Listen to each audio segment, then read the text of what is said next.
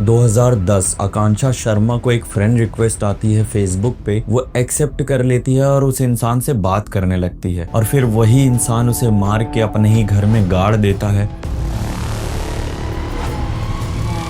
और उसके ऊपर एक फाउंटेन बनवा देता है।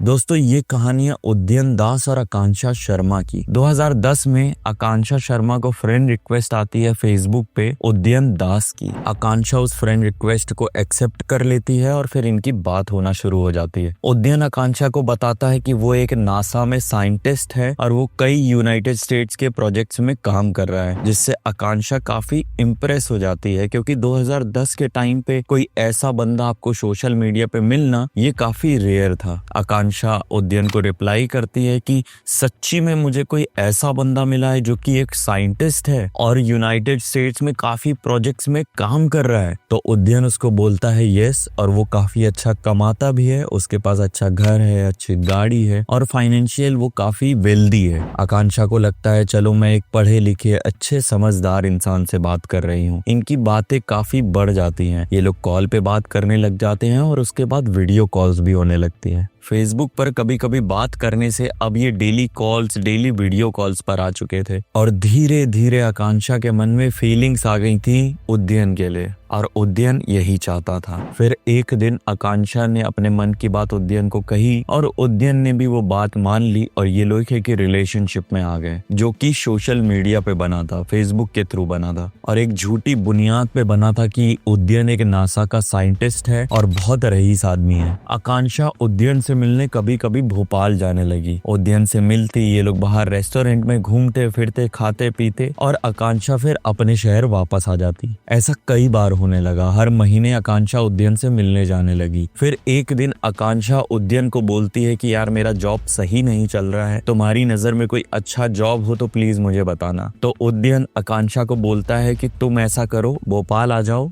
मैं तुम्हारी जॉब लगवा दूंगा और हम साथ में रहेंगे और खुश रहेंगे। फिर आकांक्षा उदयन की ये बात मान लेती है क्योंकि दोनों लोग रिलेशनशिप में थे और आकांक्षा भी एक्साइटेड थी उदयन के साथ रहने के लिए। लेकिन आकांक्षा घर पे झूठ बोलती है। आकांक्षा घर पर बोलती है कि उसे दिल्ली जाना है जॉब के लिए। वो दिल्ली कुछ महीने रहेगी, फिर घर आ जाएगी और ऐसे ही अप डाउन करती रहेगी अपने जॉब में। इन शॉर्ट, आकांक्षा अपने घर वालों को दिल्ली बोलकर उदयन के घर भोपाल चली जाती है। शुरुआत में सब कुछ अच्छा चलता है, लेकिन धीरे धीरे उदयन अपना असली रंग दिखाना शुरू करता है। उदयन एक बहुत ही पॉजिटिव बॉयफ्रेंड था। वो आकांक्षा को चिल्लाता था, डांटता था, इनफैक्ट कभी कभार मारता भी था जब वो किसी से भी बात करती थी या वो कैसे कपड़े पहनती थी और सोशल मीडिया पे इतनी एक्टिव थी। कभी कभी तो आकांक्षा को लगता था क्या उदयन मेंटली ठीक नहीं है, क्योंकि वो ऐसी हरकतें करने लगता था जिससे आकांक्षा को भरोसा नहीं होता था कि ये कोई साइंटिस्ट कर रहा है। धीरे धीरे सारी हदें पार हो गई। उदयन आकांक्षा का time to time phone check करने लगा। अगर आकांक्षा के फोन में कोई भी मेल मिलता था तो उदयन आकांक्षा को पीटने लगा, आकांक्षा के ऊपर चिल्लाने लगा। एक टाइम था जब आकांक्षा उदयन के साथ बहुत खुश थी, लेकिन अब आकांक्षा बिल्कुल भी खुश नहीं थी उदयन के साथ और आकांक्षा भी समझ गई थी कि इस इंसान के साथ वो अपनी लाइफ नहीं बिता सकती है। और क्योंकि आकांक्षा उदयन के साथ रह रही थी तो उसे धीरे धीरे ये भी समझ में आ रहा था कि उदयन कोई साइंटिस्ट नहीं है और उसकी कोई बहुत बढ़िया जॉब नहीं है या फिर वो यूनाइटेड स्टेट्स के कई प्रोजेक्ट्स में काम नहीं कर रहा है, वो एक नॉर्मल सी जॉब करता है। और आकांक्षा को ये समझ आ गया था कि जितनी भी बातें उससे स्टार्टिंग में बोली गई थी वो सारी झूठ थी। और फिर वही होता है, आकांक्षा थक हार कर उदयन को बोलती है कि मैं घर जा रही हूँ और अब कभी वापस नहीं आऊंगी। उदयन उससे लड़ता है और बोलता है तुम नहीं जा सकती, नहीं तो मैं मर जाऊंगा, अपनी जान दे दूंगा। लेकिन आकांक्षा उससे बोलती है कि मुझे घर जाना ही होगा क्योंकि हमारे बीच का प्यार खत्म हो गया है और मैं तुम्हारे साथ अपनी लाइफ नहीं बिता सकती हूँ। उदयन जैसे तैसे करके उसको कुछ दिन और रोक लेता है भोपाल में, लेकिन उदयन ये समझ जाता है कि अब ज्यादा दिन आकांक्षा उसके पास नहीं रुकेगी। तो एक दिन जब आकांक्षा सो रही होती है, उदयन उसके मुंह पे तकिया रखता है और फिर गला दबाकर उसकी हत्या कर देता है और फिर उसकी लाश को अपने ही घर में गड्ढा खोदकर गाड़ गाड़ देता है। और उससे बड़ी बात ये कि उस लाश के ऊपर उदयन एक फाउंटेन बनवा देता है और लोगों से बोलता है ये फाउंटेन उसने अपनी माँ की याद में बनवाया है। कुछ दिन ऐसे ही चलता है, कुछ दिन किसी को कुछ पता नहीं चलता है, लेकिन धीरे धीरे आकांक्षा के घर वाले परेशान होने लगते हैं। आकांक्षा के घर वालों की बात नहीं होती है आकांक्षा से, ना फोन्स ना ईमेल्स कहीं भी। तो आकांक्षा के घर वाले 2017 में एक रिपोर्ट दर्ज कराते हैं। लापता थोड़ी थी, वो तो सर्विस करती थी वहाँ।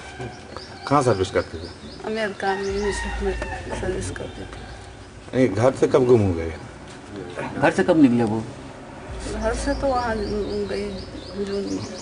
2010 से चला आ रहा है ये रिलेशनशिप, अब 2017 तक आ गया था। आकांक्षा के घर वाले आकांक्षा की मिसिंग की रिपोर्ट दर्ज कराते हैं और पुलिस फिर तहकीकात करती है और आकांक्षा के सोशल मीडिया अकाउंट से ये पता चलता है कि आकांक्षा भोपाल गई थी उदयन के पास और ये दोनों एक रिलेशनशिप में है, एक लिविंग रिलेशनशिप पे है। पुलिस उदयन से पूछताछ करती है। पहले तो उदयन साफ मना करता है कि मुझे आकांक्षा का कुछ नहीं पता है, वो थोड़े दिन पहले यहाँ से भाग गई है। लेकिन पुलिस जब सख्ती से पूछताछ करती है कि उदयन हमें पता है वो तुम्हारे पास ही थी, बताओ आकांक्षा अभी कहाँ है, तो उदयन उनको कुछ ऐसा बताता है जिससे पुलिस एकदम हैरान हो जाती है। उदयन पुलिस को बताता है कि आकांक्षा से वो बहुत प्यार करता था और वो उसे छोड़ना नहीं चाहता था, वो उसे जाने देना नहीं चाहता था, वो नहीं चाहता था कि आकांक्षा उसकी लाइफ से जाए। लेकिन उदयन समझ गया था कि अब वो आकांक्षा को रोक नहीं पाएगा, इसलिए उसने आकांक्षा को मार दिया और अपने ही घर में गाड़ दिया और उसके ऊपर एक फाउंटेन बनवा दिया। पुलिस ये सुन के हैरान हो जाती है कि ये कैसी बातें कर रहा है, क्या ये दिमागी तौर पर ठीक है। पुलिस उस फाउंटेन के नीचे खुदाई कराती है और पुलिस को आकांक्षा का कंकाल मिलता है। पुलिस उस बॉडी का डीएनए टेस्ट कराती है। डीएनए टेस्ट में पता चलता है कि ये बॉडी वाकई में आकांक्षा की है। पुलिस आकांक्षा की फैमिली को बता देती है कि आकांक्षा अब इस दुनिया में नहीं है। लेकिन पुलिस के दिमाग में एक शक और था कि कोई भी एक नॉर्मल इंसान इतना ब्रूटल क्राइम कैसे कर सकता है। हो सकता है इसने पहले भी कुछ क्राइम करे हों। और फिर पुलिस को पता चलता है कि कुछ सालों पहले उदयन के माता पिता भी अचानक से गायब हो गए थे। पुलिस उदयन से उनके बारे में पूछती है। उदयन पहले तो मना करता है, लेकिन फिर हंसते हुए जवाब देता है कि मैंने उन्हें भी मार दिया और अपने दूसरे घर में गाड़ दिया। उदयन पुलिस को बताता है कि उसने अपनी माँ का गला दबाकर हत्या कर दी और अपने बाप को चाय में नींद की गोलियां दी और फिर उनका भी गला दबाकर हत्या कर दी और अपने दूसरे घर में उन्हें गाड़ दिया। पुलिस हैरान हो जाती है कि ये बंदा हंस के अपनी माता पिता के मारने की कहानी बता रहा है। पुलिस उदयन के दूसरे घर में खुदाई करती है और वहां उनको 2 कंकाल मिलते हैं, जिससे साबित हो जाता है कि ये उदयन के माता पिता ही है। पुलिस समझ जाती है कि ये ऐसा क्रिमिनल है जो एक क्राइम पे नहीं रुका और ये आकांक्षा पे भी नहीं रुका था। पुलिस उदयन के लैपटॉप की जांच करती है,